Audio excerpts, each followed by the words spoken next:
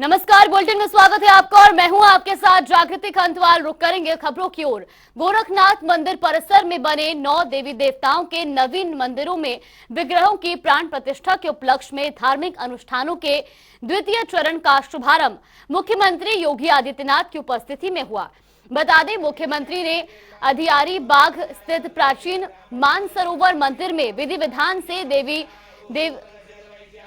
देवाधिदेव महादेव का रुद्राभिषेक किया और साथ ही 5 कन्याओं को जल भरा कलश सौंपकर कलश यात्रा का शुभारंभ किया। ये कलश यात्रा 21 मई तक होने वाली श्रीमद् भगवत पुराण कथा, ज्ञान यज्ञ और श्री लक्ष्मी नारायण महायज्ञ के लिए निकाली गई। इस अवसर पर रथ पर विराजित सभी 9 नवीन देव विग्रहों की रथ यात्रा भी निकाली गई। यात्रा के गोरखनाथ मंदिर पहुंचने पर मुख्यमंत्री ने यज्ञशाला में कलश स्थापना की और पंचांग पूजन किया। तो गोरखपुर की तस्वीरें भी आपको दिखा रही, जहां पर गोरखपुर में शोभा यात्रा का शुभारंभ किया गया। तो वहीं आपको बता दें कि शोभा यात्रा में सीएम योगी आदित्यनाथ भी शामिल हुए। तस्वीरें भी आपको दिखा रहे। वहीं मानसरोवर मंदिर में सीएम ने रुद्राभिषेक भी किया। तो वहीं डिप्टी सीएम बृजेश पाठक फतेहपुर पहुंचे, जहां उन्होंने भिटौरा के बालखंडी घाट में मां गंगा मंदिर का शिलान्यास और भूमि पूजन के कार्यक्रम में शामिल हुए। इस दौरान केंद्रीय मंत्री महेंद्र नाथ पांडे, साध्वी निरंजन ज्योति और कैबिनेट मंत्री स्वतंत्र देव सिंह भी मौजूद रहे। बता दें कि मां गंगा का मंदिर करीब 108 फीट ऊंचा बनेगा।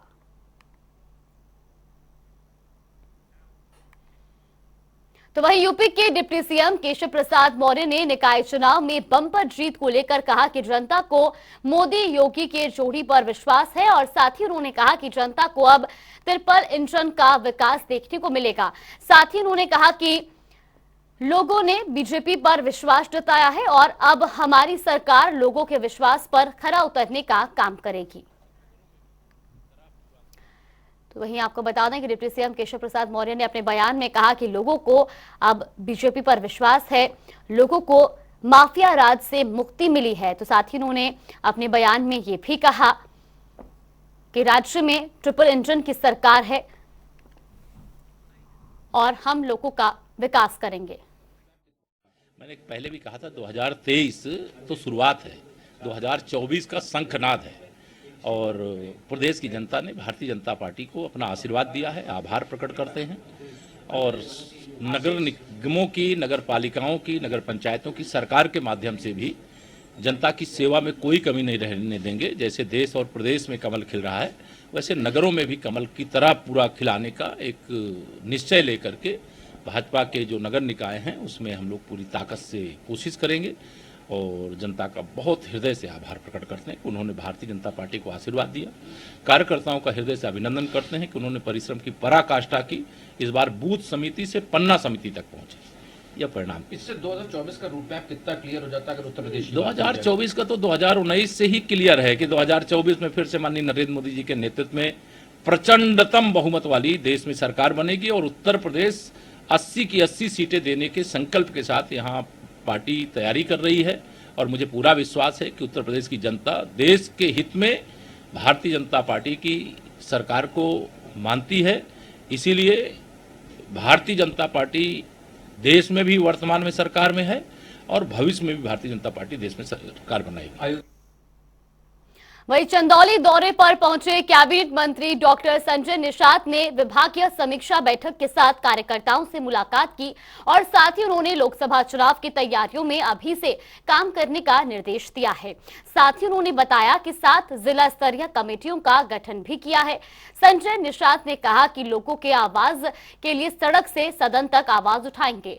संजय निषाद ने कहा कि सिर्फ निषाद लिखकर वोट मांगने वाला निषाद नहीं होता। कुछ जगहों पर कमी रह गई होगी, निश्चित रूप से कुछ जगहों पर हमें हार मिली है, लेकिन हम ज्यादातर जगहों पर पहुंचाने में कामयाब रहे हैं इसके वजह से। और दूसरा, सारे नगर निगम जो है बड़े बड़े शहर नदियों के किनारे हैं और नदियों के किनारे एक तो मछुआरों की संख्या बहुत अधिक है। और अखिलेश यादव ने एक प्रतिक्रिया व्यक्त की है कि भारतीय जनता पार्टी बेईमानी का जश्न मनाती है। देखिए, हमारे यहाँ भारतीय सभ्यता में, रामायण में लिखा हुआ कि जिसकी जैसी भावना होती है वैसी नहीं होती। तो जैसा इन लोगों की सरकारें रही 30 साल से, उनको लगता है उनके समय में ऐसा रहा होगा। आज के दिन में चुनाव आयोग चुनाव करता है, व्यक्ति नहीं करता है, और कोई मिशनरी नहीं करती है। अगर चुनाव आयोग के हाथ में, चुनाव आयोग के ऊपर आप अंगुली उठाते हैं, तो आपको अगर चुनाव आयोग की अंगुली उठाते तो जहां जीते हैं वहां छोड़ दीजिए कि चुनाव आयोग गलत है और हम उनको जितवा दिया है। तो अगर आप जहां जीते हो चुनाव आयोग के अनुसार, उसे नहीं कहते कि नहीं हम गलत है, दूसरे के ऊपर आरोप नहीं काम करें। मैं यही सलाह दूंगा, एक पार्टी के राष्ट्रीय अध्यक्ष हैं, मंत्री रहे हैं और नेता हैं, मैं इतना ही हूँगा, समाजवादी पार्टी जिस काम के लिए बनी थी, जिस उद्देश्य के लिए बनी थी, उस पर वो संघर्ष करें और उन कार्यकर्ताओं, उस समाज के लिए, उस समुदाय के लिए जिन लोगों ने उस पार्टी को खड़ा और बड़ा किया था, समाजवादी पार्टी को, उसमें अखाड़े का पहलवान पैदा करें। ये भाड़े के पहलवानों के सहारे समाजवादी को चलाना बंद कर दें तो शायद सम्मान बढ़ना शुरू हो जाएगा। जब तक ये भाड़े के पहलवान रहेंगे उनके साथ, तब तक उनको 2014 से लगातार देखो, 2014 से भाड़े पहलवान उन्हें हरा रहे हैं, 2017 हरा रहे हैं, 2019 हरा रहे हैं, 2022 हरा रहे हैं, अभी देखो निगर में 2023 भी हरा दिया। कौन है सर ये भाड़े के? ऐसे जितने भी हैं जो कांग्रेस से हैं, सपा के हैं, बसपा से हैं, घूम रहे हैं इधर से उधर, वो अपना है, वहां भी मलाई खाते हैं, वहां जलेबी खाते हैं, यहाँ भी चले आते हैं। वही निकाय चुनाव के परिणाम सामने आ चुके हैं। परिणामों में सपा को बुरी तरीके से हार का सामना करना पड़ा है। अब नतीजों के बाद सपा सरकार पर हमलावर है। सपा के प्रवक्ता अमीक जामेई ने कहा कि सीडीओ, डीएम, एसपी ने मिलकर वोट देने के अधिकार पर आक्रमण किया, जीती सीटें हराने का काम किया है। और साथ ही उन्होंने कहा कि 2024 लोकसभा में कड़ी टक्कर के लिए हर स्तर पर तैयारी होगी और समाजवादी पार्टी तैयार है। नगर निकाय और नगर पंचायत के चुनाव में समाजवादी पार्टी को ग्रामीण उत्तर प्रदेश में बहुत बड़ा जनादेश हमें मिला है। अगर हम 2017 के नगर पालिका नगर पंचायत के आंकड़े देखें तो जहां समाजवादी पार्टी नगर पालिका में 23%, पंचायत में 19% थी, 34% का वोट शेयर समाजवादी पार्टी ने हासिल किया। और ये वोट शेयर दिखाता है कि जो ग्रामीण उत्तर प्रदेश की जनता है, उनका भरोसा, उनकी ताकत समाजवादी पार्टी में माननीय अखिलेश यादव जी में बढ़ा है। हमारा सिर्फ ये कहना है कि हम मेयर के चुनाव में जो नतीजे हम उम्मीद रखते थे वो नहीं हो पाया, और हमने देखा कि पूरे उत्तर प्रदेश में चाहे सीडीओ हो, चाहे कप्तान हो या डिस्ट्रिक्ट मजिस्ट्रेट हो, इन्होंने पूरे चुनाव पर जो डेमोक्रेटिक राइट्स हैं इलेक्शन वोट करने के, इस पर इन्होंने आक्रमण करने का काम किया, जिसकी वजह से बहुत जगहों पर, सीटों पर नतीजों में बदलाव आया, फेरबदल हुआ और बहुत आक्रोश आम जनता में भारतीय जनता पार्टी के खिलाफ बना। पूरा उत्तर प्रदेश 2024 के माननीय अखिलेश यादव जी में, समाजवादी दलों में भरोसा रखता है। और सभी को ये मालूम है कि आज अगर कर्नाटका के बाद उत्तर प्रदेश में अगर कोई बीजेपी आरएसएस को चैलेंज कर सकता है तो वो माननीय अखिलेश यादव जी की ताकत है, वो हमारी जनता की ताकत है उत्तर प्रदेश की, जिनके करोड़ों लोगों का भरोसा 23% वोट की शक्ल में समाजवादी पार्टी को मिला है। हम आशा करते हैं कि लोकतंत्र, संविधान, जमहूरी कदरों की हिफाजत। तो इटावा में समाजवादी पार्टी से भरथना के नवनिर्वाचित चेयरमैन अजय यादव गुल्लू का लगातार तीसरे दिन भी जोरदार स्वागत हुआ। इस दौरान अजय यादव ने कहा, शपथ ग्रहण होने के बाद नगर में विकास की लहर दौड़ेगी, लोगों की समस्याओं का समाधान तुरंत किया जाएगा। जो 10 सालों से सड़कें नहीं बनी हैं, उनका निर्माण कार्य होगा। नगर में साफ सफाई की व्यवस्था बेहतर होगी और गरीब जनता के साथ हमेशा कंधे से कंधा मिलाकर चलेंगे। अभिनंदन और वंदन करता हूँ। ये चुनाव हमारा नहीं था, हमारे बड़े भाई अशोक यादव जी की इज्जत का सवाल था, इसलिए मैं बहुत आभारी रहूँगा। मैं सोचता हूँ हमारे समर्थक या भरथना जनता का कैसे एहसान चुकाऊंगा। सर, जिस तरीके से आप तमाम चुनाव से पहले आरोप, जब टिकट मिली उस टाइम आरोप लगाए गए कि जो टिकट मिली है वो आपके भाई के द्वारा मिली है, कोई भी नेता नहीं चाहता था कि आपको टिकट मिले। और देखिए, राष्ट्रीय अध्यक्ष जी अखिलेश यादव जी, मतलब उनसे हमारे राजनीतिक संबंध तो हैं ही, लेकिन बहुत आत्मा का संबंध है। मैंने कभी किसी नेता की फोटो नहीं लगाई है। ये देखिए हमारी अखिलेश जी की फोटो लगी हुई है ऊपर, करो ऊपर। कभी किसी नेता की फोटो नहीं लगाई है इनके अलावा। तो वहीं भाजपा के लोकसभा 2024 के अभियान को लेकर समाजवादी पार्टी प्रवक्ता फखरुल हसन चांद का बयान सामने आया है। उन्होंने कहा कि बहुत हुई महंगाई की मार, बीजेपी सरकार में आएंगे अच्छे दिन। इन सभी वादों के साथ मोदी जी ने 2014 में सरकार बनाई थी और उसके बाद उन्होंने सभी वादों को भुला दिया। साथ ही फखरुल हसन चांद ने कहा कि जब मोदी जी जून में रैली करेंगे तब उनसे जनता सवाल करेगी कि उन वादों का क्या हुआ जो सरकार बनने से पहले किए थे। बहुत हुई महंगाई की मार, अब की बार भाजपा सरकार, अच्छे दिन आएंगे, काला धन, 2 करोड़ रोजगार, इन वादों के साथ 2014 में मोदी जी ने सरकार बनाई थी और फिर उन वादों को, उन सपनों को भूलने का काम किया। आज किसान, नौजवान वो परेशान है, किसान वो छुट्टा जानवरों से परेशान है, उनके खिलाफ काले कानून लाए जाते हैं और जनता वो दूध और दही पे टैक्स देने को मजबूर है। नौजवान वो आज रोजगार के लिए दर दर भटक रहा है और देश के प्रधानमंत्री जी जब उत्तर प्रदेश से अपने चुनावी अभियान की शुरुआत करेंगे तो देश और प्रदेश की जनता पूछेगी, गरीब छात्र नौजवान पूछेगा कि उन वादों का क्या हुआ, उन सपनों का क्या हुआ।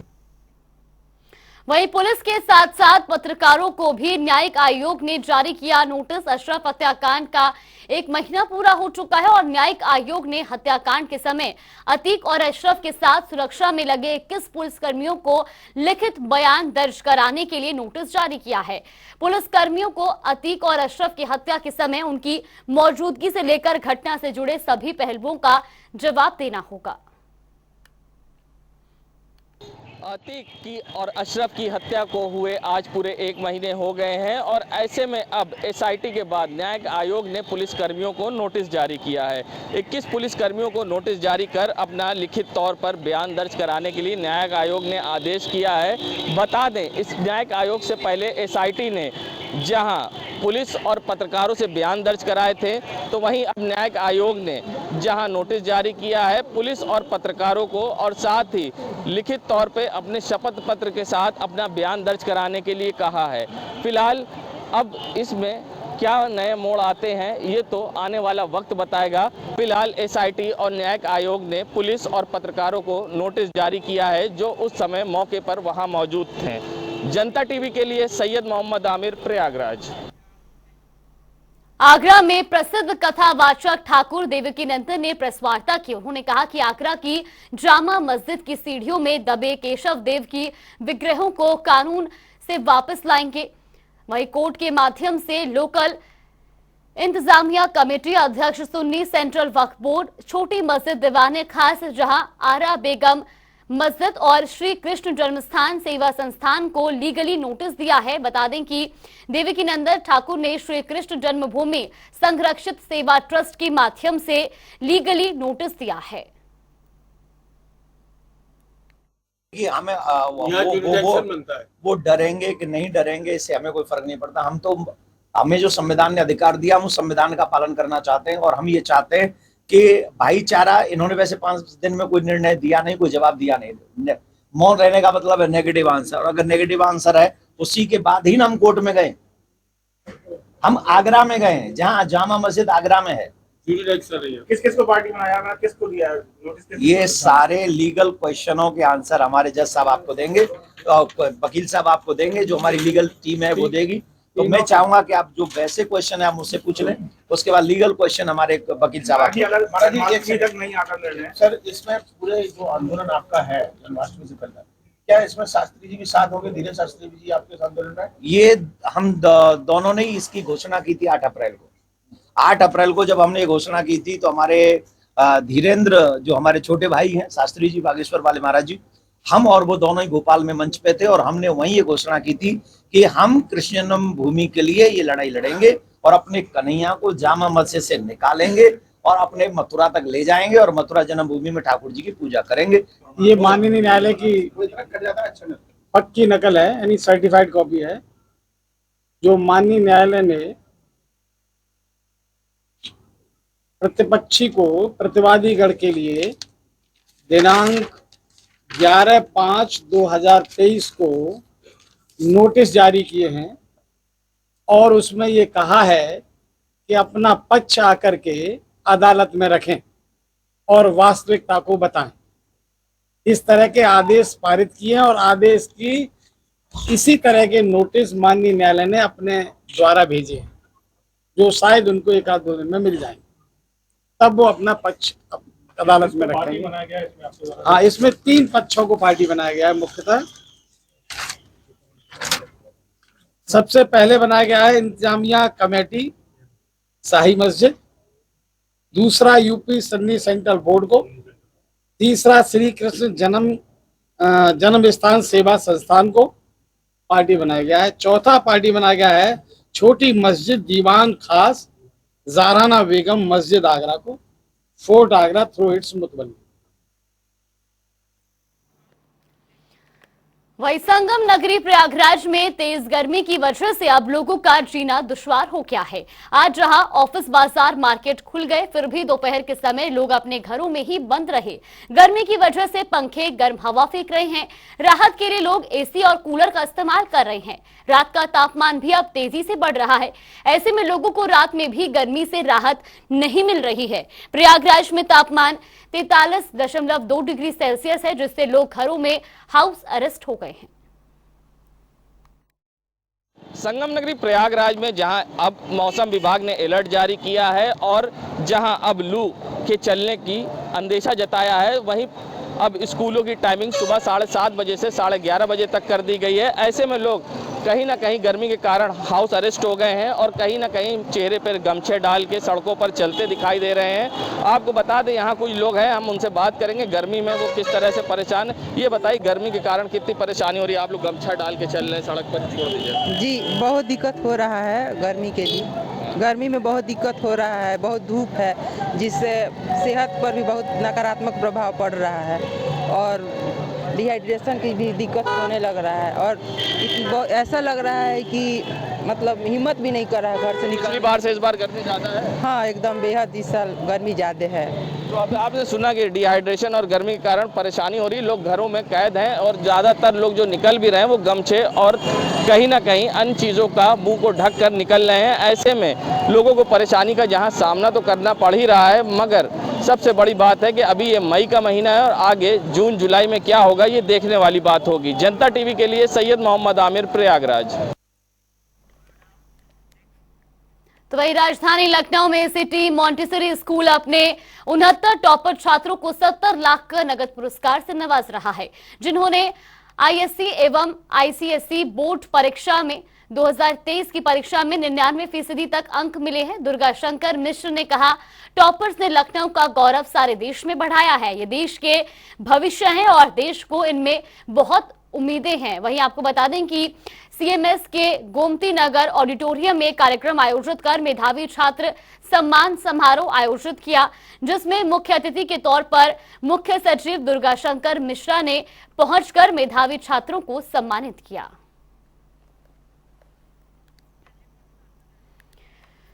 तो लखनऊ से खबर आपको बता रहे, जहां पर मेधावी छात्रों को सम्मानित किया गया। वहीं आपको बता दें कि मोहम्मद आर्यन तारिक ने जहां टॉप किया है, वहीं इसके अलावा 69 बच्चों को 70 लाख की पुरस्कार राशि जो है वो सम्मानित किया गया। और साथ ही आपको बता दें कि दुर्गा शंकर मिश्रा ने इन मेधावी छात्रों को सम्मानित किया। चलिए, बुलेटिन में फिलहाल के लिए बस इतना ही। आप बने रहिए हमारे साथ। नमस्कार।